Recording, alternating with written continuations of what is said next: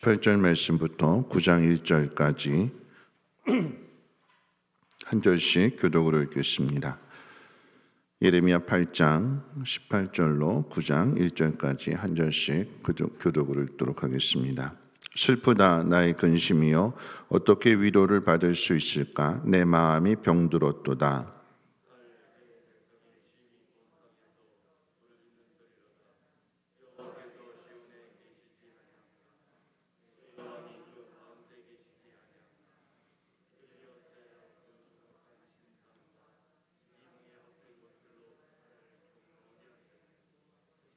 추수할 때가 지나고 여름이 다하였으나 우리는 구원을 얻지 못한다 하는도다.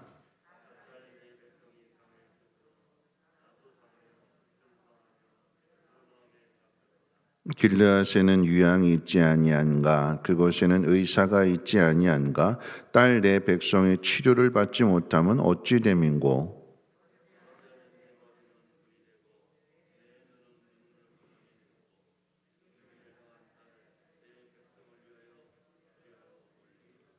아멘. 한 주일을 시작하는 첫날 하나님 전에 나와 예배를 드리고 기도하는 여러분들의 그 마음을 하나님 살펴주시고 마음의 간절한 소원이 응답되는 놀라운 역사가 있으시기를 주님의 이름으로 축원을 드립니다.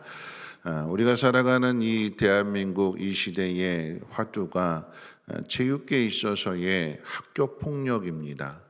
운동선수들 사이에서 학교 다닐 때 힘이 센 학생들이 힘없는 학생들을 괴롭혔고 그때 그 일로 지나간 줄 알았는데 이게 시간이 한참 지나서 특별히 배구 선수 가운데 잘 나가던 쌍둥이 여자 배구 선수가 이 학교 폭력에 연루가 되어서 운동을 못하게 되고 무기한 자격 정지 이렇게 되는 모든 것을 다 누렸다 이제 성공했다 싶었는데 곤두박질 치게 되는 그 당시의 슬픔을 괴로움을 당했던 사람들이 비로소 이제 목소리를 내게 되는 그런 시대를 우리가 겪고 있습니다. 오늘 본문의 상황을 학교에 비유해서 오늘 딸에 대한 이야기를 하게 되는데 학교에 비유해서 말씀을 드린다면 딸 아이가 아버지하고 이 소통이 안 되는 거예요. 오해하게 되는 것이고 그래서 아버지의 불만을 품고 집을 나가게 되고 그러면서 학교는 다니게 되는데 이 학교에 A와 B라고 하는 일진들이 있습니다. 폭력배라고 할 수 있는 그러니까 서로 다른 A와 B 이 중간에 있는 거예요. 틈만 나면 A도 괴롭히고 B도 괴롭히는 거예요. 어떻게 하면 살 수 있을까? 어떻게 하면 이것을 버텨낼 수 있을까? A가 괴롭힐 때에 B에 가서 손 내밀고 나 좀 도와줘. 그랬더니 이 A가 그것을 알고는 와가지고 이 아이를 무차별하게 때려서 죽입니다. 이게 유다의 역사예요. 하나님을 의지하고 하나님 말씀에 순종하며 살아가면 이런 일이 없는데 그런데 하나님을 떠나서 마치 아버지가 없는 아이처럼 그렇게 학교를 다니면서 괴롭힘을 당하게 될 때 이 괴롭힘을 당하는 그 순간에 깨닫고 아버지에게 도움을 요청하면 되는데 아버지는 찾지 않고 다른 방법을 의지해서 이 문제를 해결하려고 하다가 B한테 도움을 요청했더니 이 A는 누구냐? 바벨론이거든요. B는 누구냐? 애굽이거든요. 괴롭힘을 당하니까 하도 약탈을 당하니까 못 살겠어서 그래서 도와달라고 B에 가서 함께 힘을 합쳐서 A 이겨보자 그랬는데 오히려 A에 의해서 멸망을 당하게 되는 것이 유다의 역사였습니다. 얼마나 가슴 아플까요? 구하면 되는데 요청하면 되는데 돌아오면 되는데 돌아오지 않고 자기 방법으로 해결하려다 결국은 죽음입니다. 딸 아이가 죽었어요. 그럴 때 이 모습을 보는 마음이 어떨까요? 오늘 말씀 가운데 보면 슬프다 18절에 보시면 슬프다 나의 근심이 어떻게 위로를 받을 수 있을까? 내 마음이 병들었도다. 누구 때문에 병들었는가? 딸 때문에 병들었어요. 딸 내 백성이 심히 먼 땅에서 부르짖는 소리로다. 여호와께서 시온에 계시지 아니한가? 그의 왕이 그 가운데 계시지 아니한가? 그들이 어찌하여 그 조각한 신상과 이방의 헛된 것들로 나를 경노하게 하였는고 하시니. 시온에 하나님이 계시지 않느냐? 하나님 왕이시지 않느냐? 왕이 물러난 게 아닌데 예루살렘에 분명한 하나님의 이름을 두신 성전이 있는데 왜 이 성전에 와서 찾지 않고, 왜 이 성전에 와서 하나님 앞에 부르짖어 기도하지 않고, 하나님이 왕으로 통치하고 계시는데 그 왕 앞에 도움을 요청하지 않고 마치 하나님이 없는 사람들처럼, 왕이 없는 백성들처럼 뭘 해야 될지 알지 못하고 방황하게 되고 갈팡질팡하게 되고, 하나님 앞에 도움을 구하면 모든 게 다 끝나는 일인데 이 좋은 방법을 버려두고 헛된 데 가서 고민하다가 엉뚱한 데 가서 도움을 요청하고 그 일로 인해서 망하게 되었을 때 그 모습을 바라보는 하나님의 마음이 얼마나 아플까요? 그래서 죽게 된다면, 딸의 죽음을 봐야 된다면 이 아버지의 마음이 얼마나 아플까요? 오늘 이 슬픔을 누가 겪고 있는가? 예레미야 선지자가 지금 이 모습을 보면서 슬퍼하고 있는 거예요. 오늘 말씀 9장 1절에 보시면 이렇게 말합니다. 어찌하면 내 머리는 물이 되고 내 눈은 눈물 근원이 될고 죽임을 당한 딸 내 백성을 위하여 주야로 울리로다. 이거 공동 번역으로 표현하면 이렇게 이야기해요. 어찌하면 내 머리는 우물이 되고 내 눈은 눈물의 샘이 될고, 우물물을 길어오르는 것처럼 그렇게 눈물이 나는 거야. 눈물이 샘이 터져가지고 계속해서 줄줄줄줄 딸의 죽음을 생각할 때에, 여러분, 예레미야 선지자가 이스라엘 백성들, 즉 남쪽 유다의 모습을 보면서 이렇게 슬퍼하고 우는, 그래서 눈물의 선지자라고 이야기하는데, 왜 우는가? 왜 눈물을 흘리게 되는가? 남유다가 망한 거잖아요. 그러면 이 남쪽 유다가 누구냐? 다윗 왕조의 다윗 왕조. 하나님께서 다윗에게 약속하시기를 내 왕조가 영원히 무너지지 않는다. 내가 너희 아버지가 된 것처럼 내 아들의, 내 자손의 아버지가 될 것이다 라고 하는 하나님이 그렇게 약속을 주셨는데, 근데 이 약속을 누가 깨뜨렸느냐? 다윗의 자손들이 깨뜨린 거예요. 솔로몬 아들대에 가서 그 나라가 분열이 됐다, 하나님의 나라가 분열이 됐다면 이 분열된 사실만 가지고도 가슴 아파하면서 다시 하나가 되는 그 일에 힘써야 되는데, 하나가 되기는 힘쓰고 서로 견제하고 서로 잡아먹으려고 싸우고 서로 힘자랑하려고 하고, 그러다 북이스라엘 망하게 되고 마지막 남쪽 유다 남았는데, 근데 그 나라마저 망하게 된다면 하나님과 다윗과의 그 약속, 하나님이 깨트리시는 것이 아니라 이스라엘 백성들, 남쪽 유다의 백성들이 하나님과 언약을 깨트려서 망할 수밖에 없는 이 모습을 예레미야 선지자가 보게 되니까 슬퍼하는 거예요. 눈물 흘리는 거예요. 오늘 저는 이 말씀을 묵상하면서 이스라엘 백성들의 범죄로 인하여 하나님 찾지 않고 우상 앞에 가서 절하고 엉뚱한 데 다 갖다 바치고, 그런 모습에 대해서 하나님이 진노하시는 거 맞습니다. 심판하시는 거 맞습니다. 그런데 하나님의 진짜 마음이 뭐냐라고 하는 거죠. 하나님이 매를 들어서 자녀를 때리게 될 때 진짜 마음이 뭘까요? 악한 일로 인하여 하나님이 진노하시고 심판하실 때 그 마음은 하나님의 진노, 하나님의 공의입니다. 그런데 진짜 속마음이 뭘까요? 슬픔이죠.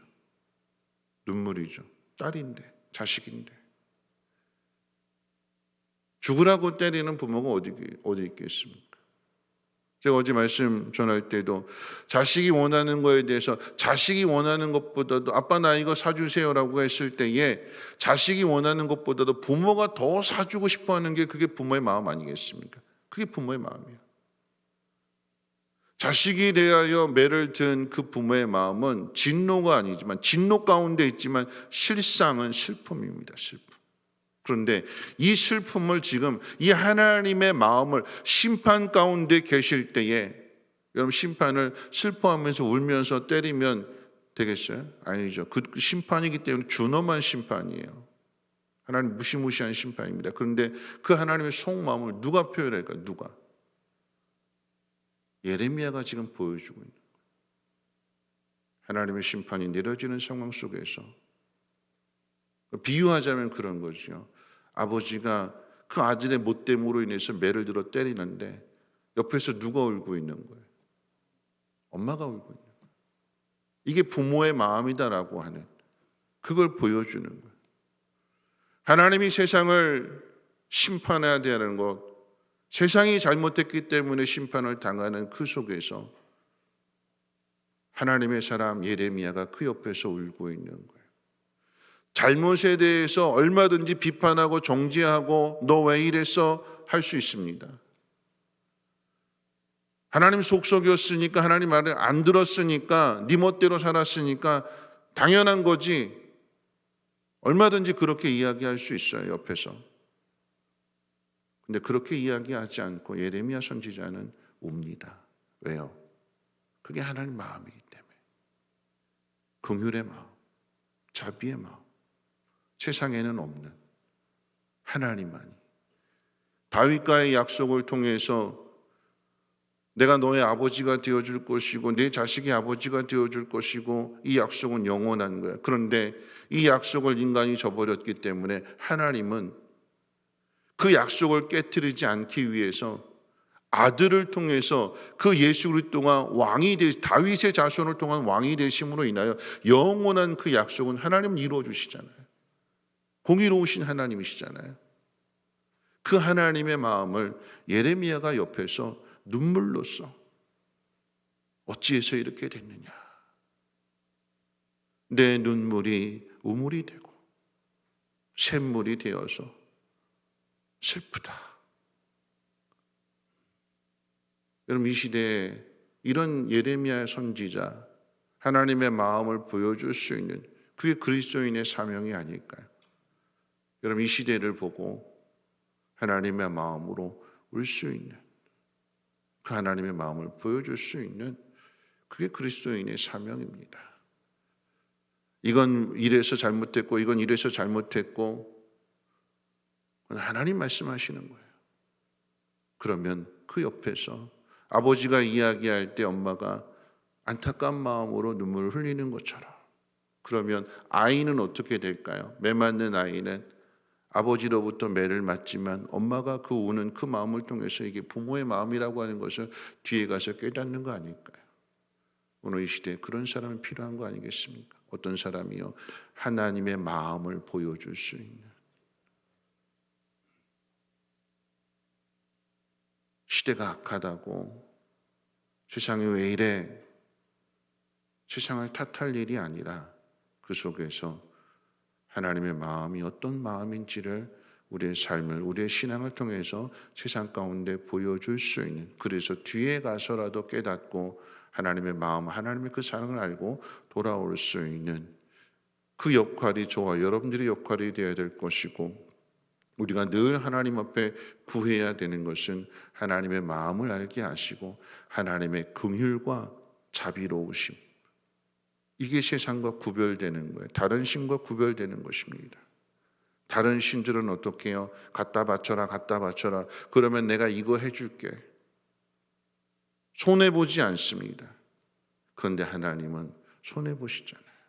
자기 아들을 주시기까지 우리를 사랑하시는 분이 하나님이시라고 한다면 이 좋으신 하나님의 마음을 저와 여러분들의 신실한 삶을 통해서 세상 사람들 앞에 보여줄 수 있는 긍휼과 자비와 은혜를 베풀어주는 그 마음을 우리의 삶을 통해서 세상 가운데 나타내시기를 주님의 이름으로 부탁을 드립니다. 우리 찬송가 400장 찬송하신 후에 함께 통성으로 기도하도록 하겠습니다. 찬송가 400장입니다. 험한 시험물 속에서 나를 건져 주시고 노한 풍랑 지나도록 나를 숨겨주소서. 주여 나를 돌보시사 고이 품어주시고 험한 풍파 지나도록 나를 숨겨주소서. 권세 능력 무한하사 모든 시험 이기고 풍랑까지 다스리는 주님 앞에 비오니 주여 나를 돌보시사 고이 품어주시고 험한 풍파 지나도록 나를 숨겨주소서. 죄악 길에 빠진 이 몸 캄캄한 데 헤매며 부르짖는 나의 원 들으소서. 내 주여 주여 나를 돌보시사 고이 품어주시고 험한 풍파 지나도록 나를 숨겨주소서. 아멘.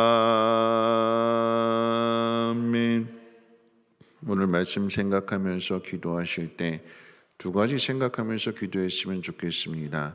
학교 폭력에 대해서 이야기했어요. 제일 좋은 방법은 아버지에게 이야기하는 거잖아요. 아빠 나 이랬어 아빠 나 도와줘. 그러면 문제가 해결되는데 아버지를 찾지 않고 혼자서 고민하고 혼자서 해결하려고 하니까 엉뚱한 데 가서 도움을 요청하는 것이고 그것으로 인해 화를 당하게 되는 여러분 우리의 모습이 아닐까요? 하나님 앞에 나와서 기도하면 되는데 부르짖으면 응답해 주신다고 약속해 주셨는데 찾으면 만나게 해 주신다고 하셨는데 그런데 하나님 찾지 않고 엉뚱한 방법으로 해결하려고 한다면 오히려 화를 당하는 거지요. 오늘 먼저 기도해야 될 것은 하나님 앞에 기도하는 삶을 살아가기를 원합니다. 하나님을 의지하며 순종하는 삶을 살아가게 달라고 기도하시고 또한 이 세상 가운데 있어서 예레미야 선지자와 같이 하나님의 긍휼과 하나님의 자비로우심을 하나님 나타낼 수 있는 하나님의 마음을 보여줄 수 있는 그리스도인들 되게 해달라고 이 땅의 교회들 되게 해달라고 함께 통성으로 하나님 앞에 기도하도록 하겠습니다. 거룩하신 하나님 감사합니다. 하나님 시온에 계심에도 그리고 예루살렘 성전 가운데 그의 이름을 두셨음에도 불구하고 하나님 이스라엘 백성들의 곤고한 삶을 살아가면서도 하나님을 찾지 않습니다. 기도하지 않습니다. 부르짖지 않습니다. 하나님 앞에 나오지 않습니다. 하나님을 외면하고 인간들의 생각으로 그 위기를 모면하려고 머리를 맞대고 궁리하고 여러 가지 방법들을 써보게 되지만 오히려 더 혼란을 자초하게 되는 것이고 화를 자초하게 되는 것입니다. 하나님 지혜로운 마음을 주셔서 하나님 깨닫고 하나님 전에 나와 하나님 앞에 부르짖어 기도할 수 있는 하나님의 간절히 찾음으로 인해 하나님을 만날 수 있는 구하라 그러셨습니다. 주신다고 하셨습니다. 찾으면 찾아질 것이라고 했습니다. 문을 두드리면 열려질 것이라고 하셨습니다. 이 약속의 말씀을 붙들고 하나님 앞에 기도할 수 있는 우리 모두가 되게 하옵소서. 또한 하나님 우리에게 하나님 예레미야 선지자와 같은 마음을 주시기를 원합니다. 하나님의 마음을 알게 하여 주셔서 예레미야 선지자가 하나님의 마음으로 눈물을 흘립니다. 긍휼의 마음으로 자비의 마음으로 사랑의 마음으로 은혜의 마음으로 하나님 이스라엘 백성들을 보면서 눈물을 흘리게 될 때에 하나님 우리도 동일하게 아무런 이 땅 가운데 하나님의 마음을 보여줄 수 있는, 정죄하고 비난하는 것이 아니라 하나님 긍휼의 마음으로 품어주고 기도할 수 있는, 눈물 흘리며 저들에게 하나님의 사랑을 전해줄 수 있는 그리스도인들의 사명이 되게 하여 주시고, 이 땅의 교회들의 모습이 되게 하옵소서. 세상이 손가락질하고 비난한다고 해서 함께 세상과 싸우는 것이 아니라 하나님 그 세상 가운데 하나님의 긍휼의 마음을, 하나님의 사랑의 마음을 잘 전해줄 수 있는 이 땅의 교회들이 되게 도와주시옵소서.